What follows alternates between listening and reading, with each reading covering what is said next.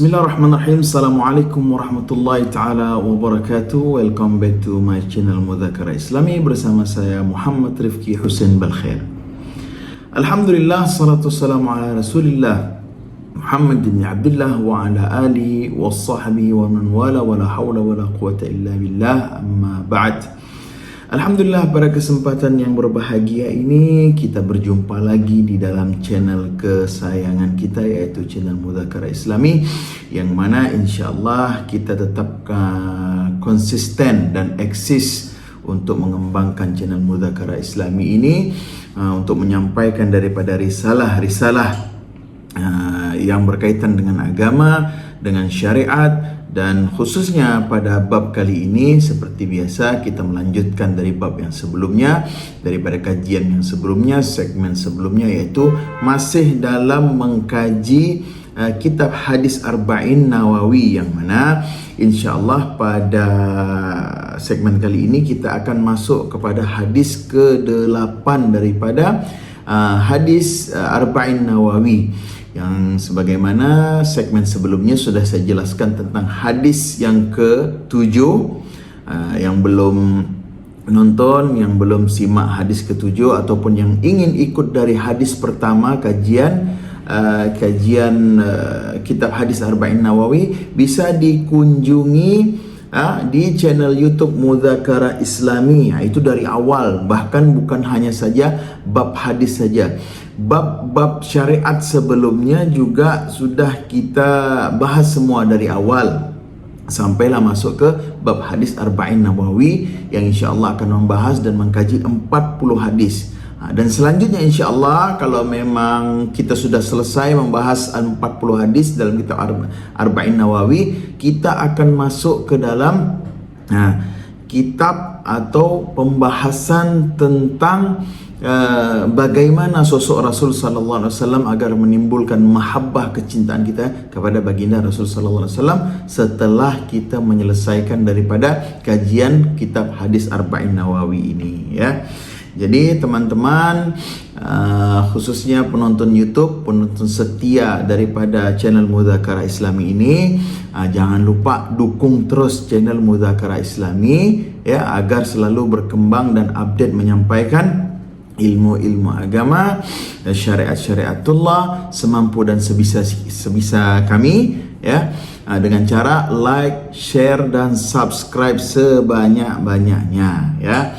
Jadi kita lanjutkan kajian kitab Arba'in kita insyaAllah. Pada segmen kali ini masuk ke hadis ke-8, ya, yang mana hadis ke-8 ini membahas tentang membolehkannya seorang muslim membunuh. Ini dalam tanda kutip, ya, membunuh bukan artinya tanpa sebab. Dan ini sekali lagi, sebelum saya mulai kajian ini, menerangkan daripada hadis ini pembahasan tentang syariat agama, ya.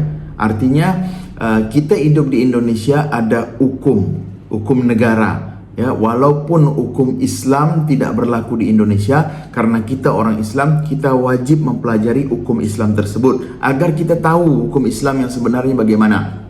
Walaupun kalau kita jelaskan dari hadis yang akan kita bahas ini bertolak belakang dan bertentangan dengan hukum negara, tapi inilah hukum syarak, hukum Islam yang harus saya sampaikan, ya. Bismillahirrahmanirrahim. Sebelum saya menerangkan ini, saya akan membacakan hadisnya terlebih dahulu dan membacakan artinya. Setelah itu insyaAllah kita akan terangkan bersama. Bismillahirrahmanirrahim.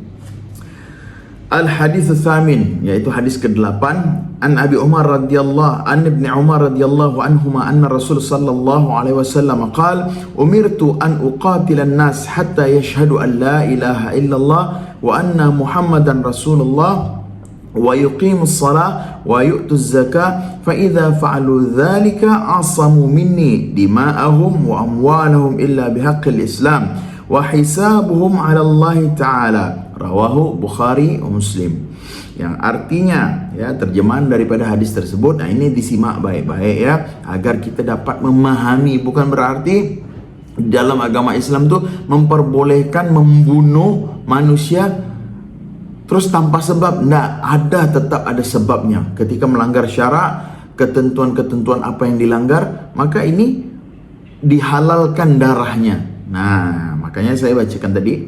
Artinya dari Ibnu Umar radhiyallahu anhuma, sesungguhnya Rasul sallallahu alaihi wasallam bersabda, aku diperintahkan untuk memerangi manusia, ya. Artinya Rasul sallallahu alaihi wasallam diperintahkan untuk memerangi manusia hingga mereka bersaksi bahwa tiada Tuhan selain Allah dan bahwa Muhammad adalah Rasulullah, menegakkan salat, menunaikan zakat. Jika mereka melakukan hal itu, maka darah dan harta mereka akan dilindungi.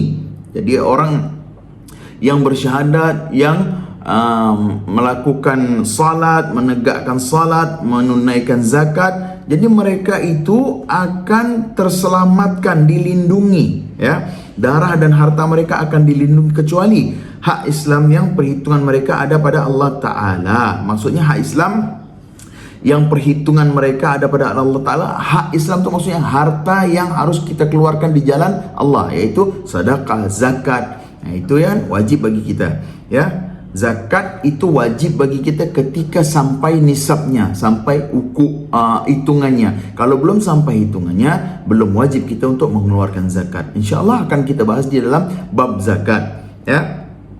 Jadi catatan daripada hadis ke-8 ini ialah hadis ini secara praktis, ya, secara praktisi dialami pada zaman Khalifah Abu Bakar As-Siddiq. Jadi asbabul wurud hadis ini pada zaman Sayyidina Abu Bakar As-Siddiq, ya. Jadi setiap hadis itu pasti akan ada sebab turunnya. Jadi Rasul sallallahu alaihi wasallam itu menyampaikan suatu kalam, yaitu hadis, ya, pasti ada sebab-sebabnya, tidak mungkin tanpa sebab. Maka dari itu kita belajar hadis juga kita harus belajar usulul hadis. Jadi sebab-sebab keluarnya hadis ini apa, sehingga penempatan dalil ini untuk kita gunakan, ya, di dalam syara itu tepat, tidak mengkait-kaitkan, karena kita harus mempelajari daripada sebab turunnya hadis tersebut. Sama juga Al-Quran, kita juga harus faham asbabun nuzul daripada ayat tersebut apa. Sebab turun daripada ayat firman Allah itu mesti ada sebab, namanya asbabun nuzul. Nah, kita juga harus fahami itu. Kita harus tahu asbabun nuzul suatu ayat, asbabul wurud suatu hadis, sehingga penempatan dalil itu tepat, tidak kita kait-kaitkan. Ya, maklum zaman sekarang ini mereka di luar sana yang tidak memahami ilmu hadis, ilmu Al-Quran, ilmu tafsir, ilmu usulul Quran, usulul hadis, ketika dia menyampaikan ilmu, ya, yang kira-kira berkaitan dengan dalil tersebut disampaikan, ternyata dalil itu tidak sesuai dengan apa yang dibahasnya. Maka dari itu kita belajar hadis, kita juga harus faham, ya, ilmu hadis tersebut, usulul hadis. Nah, ini asbabul wurud, sebab turunnya hadis nih, ya, secara praktisi tidak dialami pada zaman kekhalifahan Abu Bakar As-Siddiq. Nah, kenapa sampai hadis ini keluar, hadis ini turun? Karena sejumlah rakyatnya,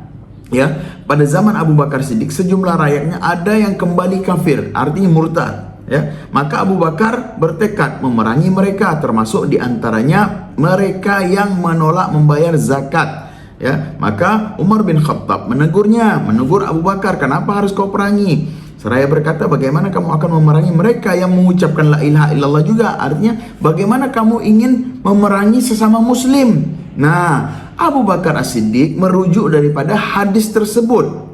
Hadis yang kita bacakan bahwasanya Rasul sallallahu alaihi wasallam telah bersabda, aku diperintahkan untuk memerangi daripada orang yang murtadin, orang yang tidak mau membayar zakat, ya, seperti hadis yang disebutkan di atas.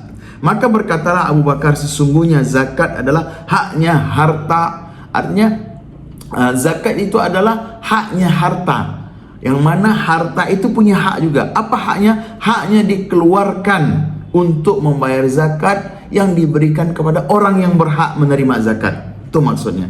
Hingga akhirnya Umar bin Khattab menerima dan ikut bersamanya memerangi mereka. Memerangi apa? Mereka orang yang keluar dari Islam, artinya murtad.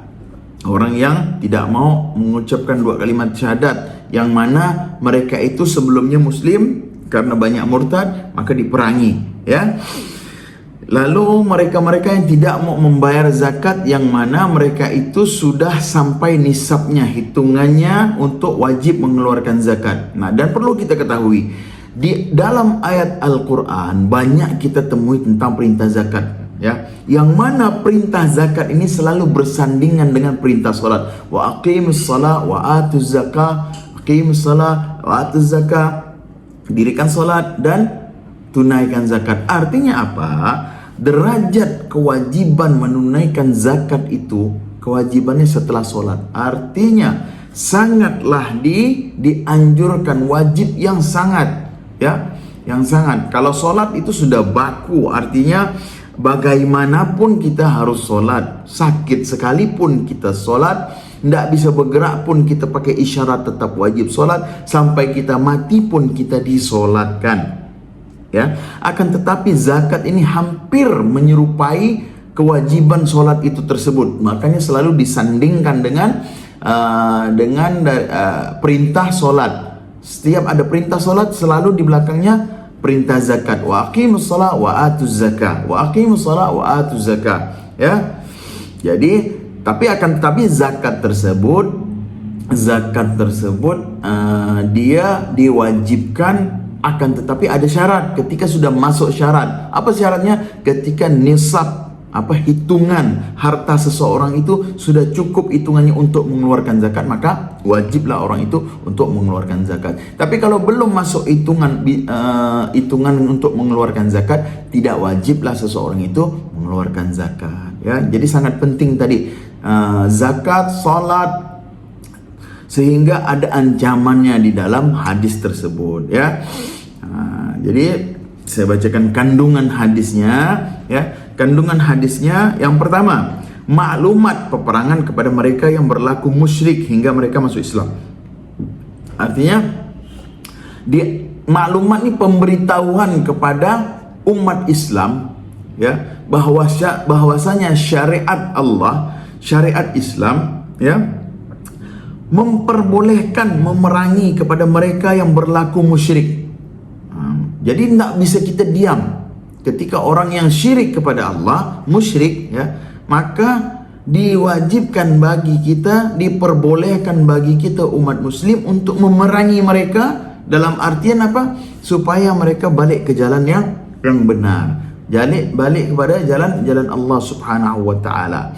Yang kedua, diperbolehkannya membunuh orang yang mengingkari salat dan memerangi mereka yang menolak membayar zakat. Dalam tanda kutip, sekali lagi saya tegaskan, kita ini membahas tentang hukum agama, ya, bukan hukum negara, ya. Kalau seandainya saat ini kita tinggal di Indonesia, negeri tercinta kita, lalu kita menerapkan hukum Islam yang bertentangan dengan hukum agama, ini juga sedikit susah dan repot, dan pasti kita akan mendapatkan hukum yang sudah negara kita atur tadi. Jadi ya, kita fahami saja hukum agama Islam ini, ya. Yang penting kita faham, yang penting kita tahu. Tapi selama kita masih tinggal di negeri Indonesia yang mempunyai hukum sendiri, atas landasan hukum sendiri, ya kita ikuti. Karena kita juga tidak boleh membuat suatu hukum sendiri yang mana negara itu menolak hukum itu. Jadi segitulah pahamnya, seperti itulah. Akan tetapi kalau kita membahas syariat Islam, membahas hukum Islam, nah ini hukumnya, diperbolehkannya membunuh atau halal darah orang yang mengingkari salat, ya, dan memerangi mereka yang menolak membayar zakat. Nah, ini hukum syara, ya. Lalu yang ketiga, kandungan hadis tadi ini, yang ketiga, tidak diperbolehkan berlaku sewenang-wenang terhadap harta dan darah kaum muslim. Jadi yang kedua tadi ini diperbolehkan membunuh orang dalam tanda kutip. Orang siapa? Tadi tidak sembarangan kita boleh membunuh orang, ya. Dalam tanda kutip, yang boleh diperangi itu, yang boleh dibunuh itu orang yang mengingkari sholat, dan kita perangi orang yang mereka yang menolak membayar zakat. Nah, selanjutnya tidak boleh kita membunuh sembarangan, berlaku sewenang terhadap harta dan darah kaum muslim yang tidak tanpa sebab. Ya. Lalu yang keempat, diperbolehkannya hukum mati bagi setiap muslim jika dia melakukan perbuatan yang menuntut, ya, yang menuntut dijatuhkannya hukum itu seperti. Jadi yang keempat ini, kandungan hadis tadi, diperbolehkannya hukum mati. Hukum macam di Arab Saudi itu menerapkan hukum Islam. Jadi dia ada hukum gantung, ya, dia ada hukum gantung, hukum mati, sesuai dengan apa yang dilanggarnya yang berkaitan dengan syariat Islam. Apabila dia melanggar syariat Islam, hukum Islam, ya diberlakukanlah hukum Islam tersebut. Karena di Arab Saudi menerapkan hukum Islam merujuk kepada hadis dan kepada ayat-ayat Al-Quran. Nah, salah satunya tadi, diperbolehkannya untuk hukuman mati bagi setiap muslim yang jika dia melakukan perbuatan yang menuntut dijatuhkannya hukum itu tersebut. Seperti apa? Seperti berzina bagi orang yang sudah menikah, ya. Nah, ini perlu kita pahami. Kalau hukum negara Indonesia, orang yang berzina terus ketahuan udah punya suami, udah punya istri, dilaporkan ke polisi, maka akan ada hukuman penjara bagi orang itu tersebut. Nah, sekian tahun habis itu keluar dari penjara, ya, habis itu habis. Nah, itu hukum negara. Akan tetapi kalau hukum Islam, ketika seseorang berzina, ya, kalau dia masih bujangan atau dia masih perawan yang belum nikah, jadi ada perempuan yang belum kawin atau laki-laki yang belum kawin, dia berzina, maka hukumannya cambuk, dicambuk badannya, ya. Nah, dicambuk. Akan tetapi kalau yang sudah menikah lalu berzina, hukumannya itu dirajam sampai mati. Nah, perlu kita pahami, ya. Jadi hukum Islam kita bicara tentang hukum Islam, konteks syariat Islam. Ketika seseorang yang mempunyai istri atau yang sudah mempunyai suami dia berzina, lalu dikenakan hukum Islam, maka hukum Islamnya itu ialah dia ditanam badannya sampai cuman kepalanya saja, ya, kepalanya saja yang kelihatan, lalu dilempar pakai batu kerikil, itu yang namanya rajam. Dirajam sampai itu orang mati, maka lepaslah daripada hukuman akhirat nanti ketika kalau dia menjalani hukuman syarak tadi tersebut, ya. Akan tetapi, nah itulah jalan daripada taubat, jalan Allah itu luas. Selama si hamba bertaubat kepada Allah Subhanahu wa taala atas dosa apapun itu kecuali syirik, maka Allah akan ampunkan. Kan pernah terjadi di zaman Rasulullah, seorang sahabat mengaku kepada Rasulullah, "Ya Rasulullah, tolong jalankan hukum syarak kepadaku, tolong rajam aku karena aku sudah berzina." Sampai Rasulullah bertanya, "Apakah kau yakin kau berzina?" Ditanya lagi, dijawab lagi, "Ya, aku berzina." "Apakah kau tidak ingin bertobat kepada Allah?" "Aku ingin." Sampailah Rasul tuh mengutamakan taubat ketimbang menjalankan hukum syarak Islam tadi, rajam. Sampai Rasulullah tuh bertanya berkali-kali, "Apakah hasyafa, mohon maaf ya, apakah kau cuman hanya tidur saja? Apakah kau memang betul-betul bersenggama?" Sampai begitu meyakinkannya supaya apa? Jangan sampai terjadi rajam tadi. Sampailah dinasihati Rasulullah, sampailah orang itu bertobat, dan alhamdulillah dia bertobat dan tobatnya diterima Allah Subhanahu wa taala sehingga dosanya dihapuskan oleh Allah Subhanahu wa taala, ya. Lalu ciri-ciri, terkadang kan ada orang bertanya, bagaimana kalau kita bertobat terus tobat kita itu diterima? Maka perlu kita pahami ciri-ciri seseorang diterima tobatnya oleh Allah Subhanahu wa taala ialah apabila dia melakukan tobat tersebut atas dosanya, ya, dia melakukan tobat atas dosanya tersebut dan seorang itu tidak akan pernah melakukan dosa yang ditobatkan sampai mati. Disitulah ciri-ciri bahwasanya taubat kita diterima oleh Allah Subhanahu wa taala, ya. Lalu kita lanjutkan daripada kandungan hadis tersebut. Yang kelima ialah dalam hadis ini terdapat jawaban bagi kelompok Murji'ah yang mengira bahwa imam bahwa iman tidak membutuhkan amal perbuatan, ya. Dalam hadis ini terdapat jawaban bagi kelompok Murji'ah. Kelompok Murji'ah kelompok yang berpaling, ya, yang mengira bahwasanya iman tidak membutuhkan amal perbuatan. Jadi iman tuh harus juga dengan amal perbuatan.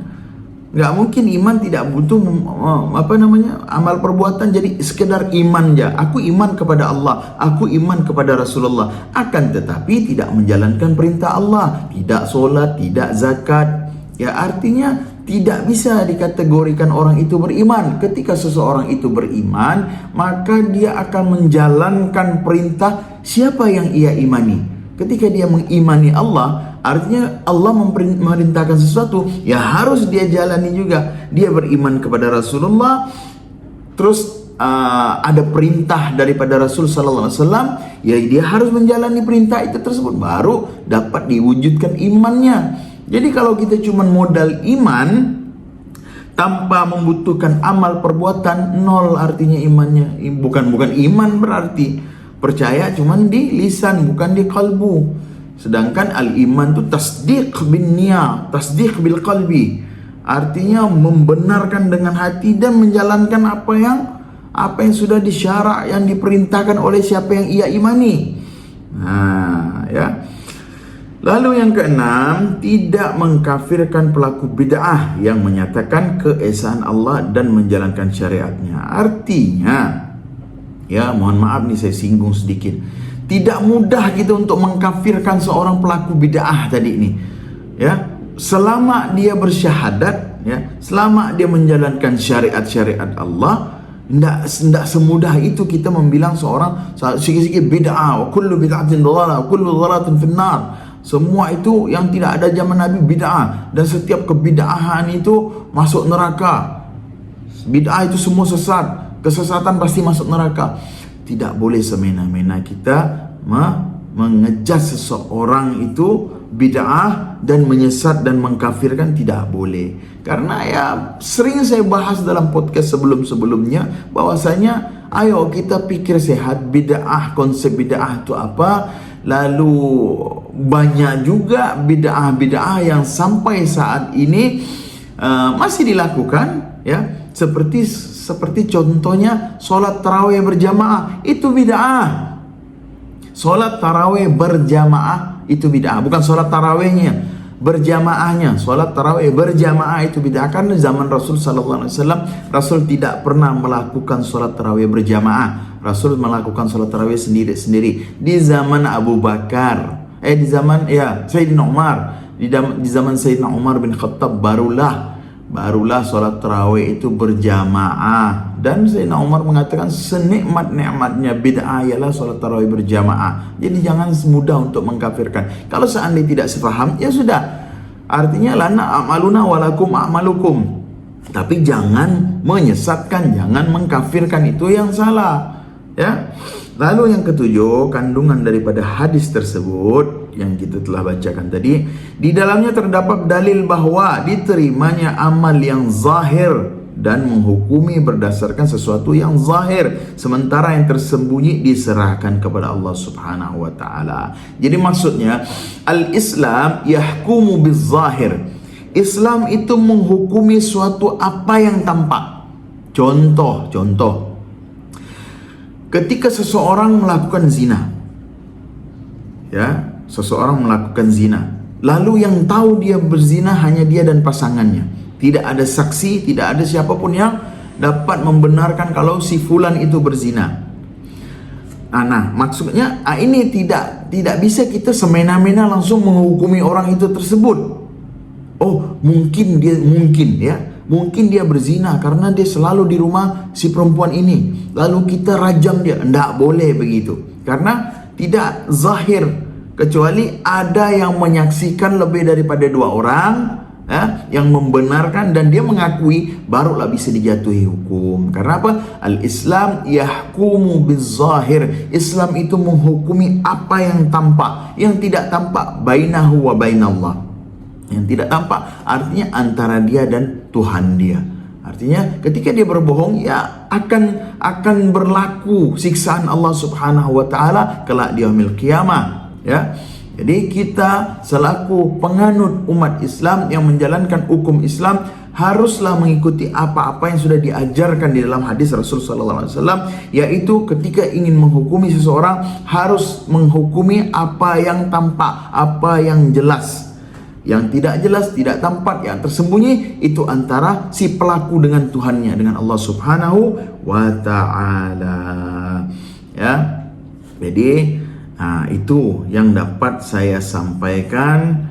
Hadis ke-8 ini tentang membolehkannya, ya, hukum mati, membolehkannya membunuh tadi, artinya menjalankan syariat Allah dalam konteks, ya, dalam konteks hukum Islam dengan sebab-sebab tertentu. Tadi udah dijelaskan, ya. Artinya bukan semena-mena, oh Islam ini kejam, enggak mungkin.